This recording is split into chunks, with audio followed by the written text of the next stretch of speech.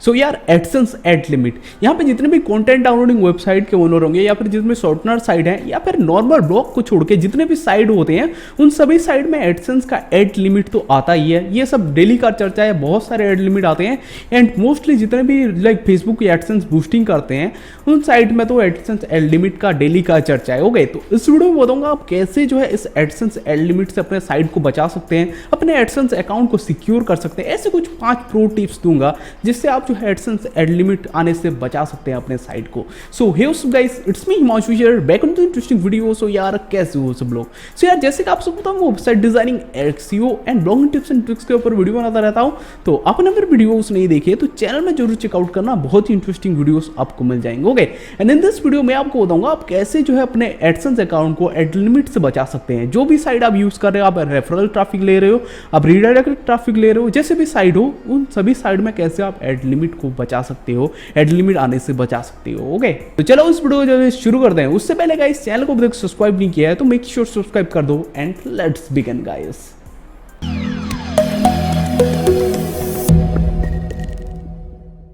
तो AdSense add limit आने के बहुत सारे रीजन होते हैं, आपके साइट के ऊपर डिपेंड करता है कि आपके साइट पे किस लिए किस वजह से आ रहा है। मतलब आपका कंटेंट डाउनलोडिंग साइट है, आप रीडायरेक्टेड ट्रैफिक ले रहे हो अपने एडसेंस पे, तो भाई उस केसेस में बहुत ज़्यादा एड लिमिट आता है। इवन कुछ केसेस में एडसेंस डिसेबल भी हो जाता है। पहले जो है डायरेक्टली डिसेबल हो जाता था, बट अभी जो है एड लिमिट आ जा रहा है एंड एड लिमिट आ जाने पर जानते हो एड आता ही नहीं है, तो बहुत मतलब मंथ्स लग जाते हैं एड लिमिट हटने में। तो यार ये डिसेबल होने से सेम जैसा ही सिचुएशन है। ओके, तो पहला जो टिप्स है वो है कंटेंट पोस्टिंग के ऊपर। इसमें क्या होता है 70% लोगों का इसीलिए ही एड लिमिट आता है कि वो लोग कंटेंट पोस्टिंग नहीं करते रेगुलरली। ओके, तो जनरली क्या होता है किसी भी साइट पे हम डेली पोस्ट अपडेट करते हैं, उसी पोस्ट रैंक होता है वो ट्रैफिक आता है वहां से इंक्रीज होता है। मतलब नॉर्मल ब्लॉग में ऐसा ही होता है। तो उस टाइप का ही आपको कुछ सेटअप करना होगा जिससे कि आपका रेगुलर पोस्ट हो एंड हमको जो है ट्रैफिक रेगुलरली जैसे जेन्युइन ट्रैफिक जैसा लगे हमारा ट्रैफिक भी। तो उस टाइप का हम कैसे कर सकते हैं? अभी आप बोलोगे हम तो भाई मूवी साइट चलाने में बिजी हो रहते हैं, कंटेंट डाउनलोडिंग साइट चलाने में बिजी रहते हैं, हम रेगुलर पोस्टिंग कैसे करें? तो यहाँ पे एक ट्रिक आता है पोस्ट शेड्यूलिंग का। ओके, वर्डप्रेस में आपको एक फीचर मिलता है पोस्ट शेड्यूल करने का, सभी जगह पे पोस्ट शेड्यूल करने का फीचर मिलता है। तो आप क्या करना, आप डेली 1-2 दिन के गैप में आप जो है पोस्ट को शेड्यूल कर देना। बहुत सारे पोस्ट आप इवन कंटेंट कॉपी भी कर सकते हो। 85+ यूनिक होना चाहिए आपका कंटेंट, मतलब नहीं बनता कंटेंट कॉपी कर रहे हो या खुद लिख रहे हो, 85% यूनिक रहना चाहिए। ओके, तो ऐसे पोस्ट को जो है आप रेगुलर में शेड्यूल कर देना, मतलब 2 दिन के अंदर 3 दिन के अंदर ऐसे शेड्यूल कर देना एंड सेम टाइमिंग पे करना। तो इससे क्या होगा, रेगुलरली आपके साइट पे आपके ब्लॉग पे जो है कंटेंट पोस्ट होते रहेंगे एंड एडसेंस को कुछ भी पता नहीं चलेगा। बिकॉज एडसेंस क्या होता है, एडसेंस गूगल एनालिटिक ये सब फ्रंट एंड में काम करते हैं, बैक एंड में ये सब काम नहीं करते। मतलब आपका शेड्यूल है या फिर कुछ है वो सब उनको कोई लेना देना नहीं होता, वो ओनली पोस्ट अपडेट को चेक करते हैं। ओके, तो आप पोस्ट को जो है शेड्यूल कर देना कुछ दिन गैप के अंदर एंड जो है डेली आपके साइड में पोस्ट शेड्यूल होते रहेंगे, पोस्ट होते रहेंगे एंड इससे आपको पोस्टिंग वाला इशू सॉल्व हो जाएगा।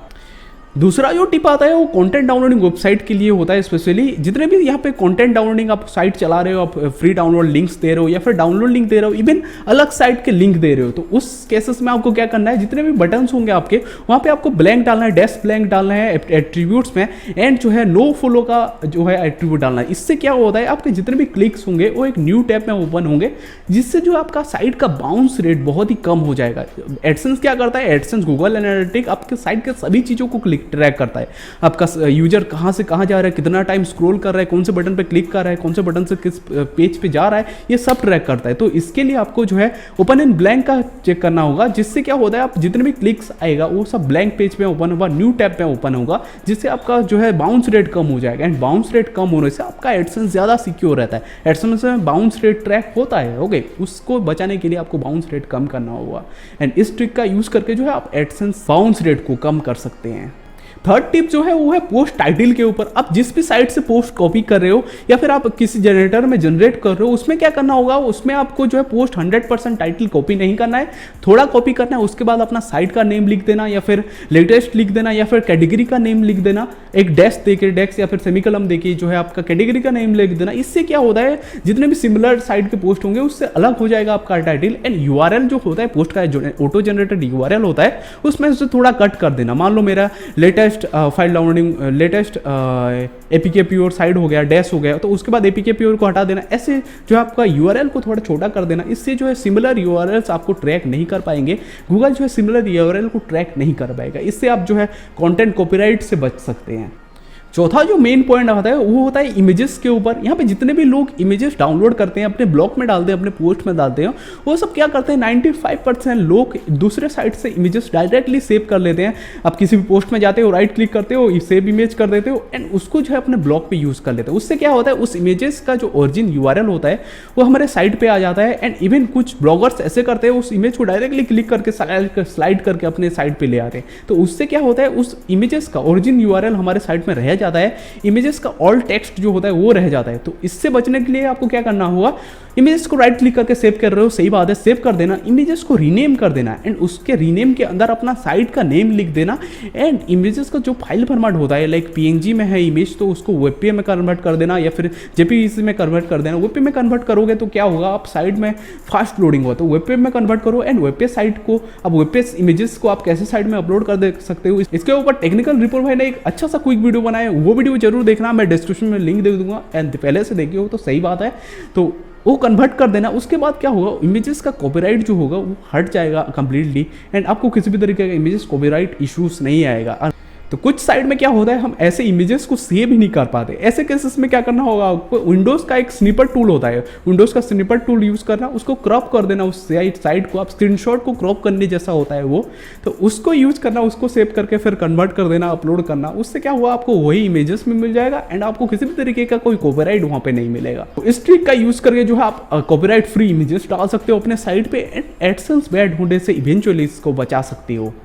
जो 5th टिप है वो है एड प्लेसमेंट के ऊपर। इसमें बहुत सारे लोगों का प्रॉब्लम आता है, वो लोग बहुत ज़्यादा ऐड डाल देते हैं अपने साइट पे, कुछ लोग बहुत कम ऐड डाल देते हैं, कुछ लोग अजीब अजीब जगह पे ऐड डाल देते हैं जिससे इनवैलिड क्लिक्स आते हैं एंड एडसेंस डायरेक्टली बैंड भी हो जाता है कुछ केसेस में। तो इससे बचने के लिए आपको क्या करना होगा, आप एडसेंस में अपने एक सिंगल पेज में आप 5 से ज़्यादा ऐड नहीं डालना एंड वो सभी 5 जितने भी 5 ऐड डालोगे उन सभी डिफरेंट ऐड कोड होना चाहिए। ओके, एडसेंस पे अलग अलग ऐड कोड जनरेट करना है एंड 5 ऐड डालना एक पेज में। हालांकि 6 लिमिट होता है 6 ऐड का, तो आप 5 ऐड डालना।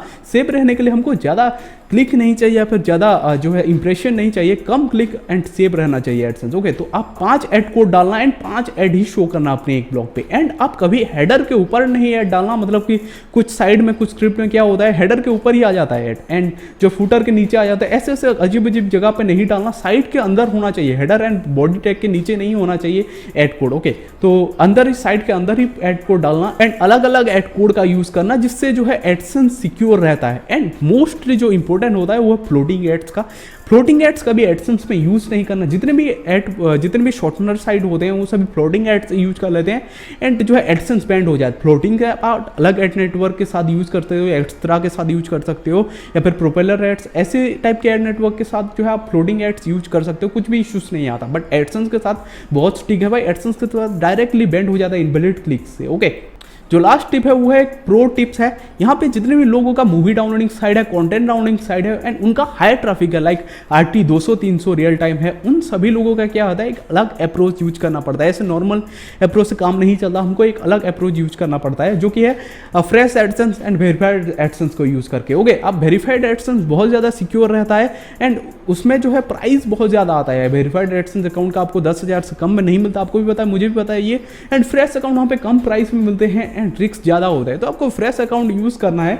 एंड फ्रेश अकाउंट में क्या करना, आप जितने भी फ्रेश अकाउंट होंगे उसमें $200 से आप ऊपर कभी लोड नहीं करना। आप अगर एडसेंस लोडिंग भी कर रहे हो फेसबुक से जरिए तो आप $200 के ऊपर आप नहीं जाना एक एडसेंस अकाउंट में। आप मल्टीपल एडसेंस अकाउंट चेंज कर देना है ना, जैसे मैं करता था पहले भाई, एक अकाउंट में $200 हो गया, अलग अकाउंट लगा लो, ऐसे ऐसे एडसेंस अकाउंट चेंज करते रहना एंड एक अकाउंट में $200 से पहले ज़्यादा नहीं करना। ये बोल रहा हूँ फ्रेश अकाउंट का। एक बारी भी अगर पेमेंट रिसीव नहीं हुआ है तो $200 से लिमिट नीचे रखना। अगर आपका पेमेंट रिसीव हो गया, एक पेमेंट रिसीव हो गया तो 350 से कम रखना।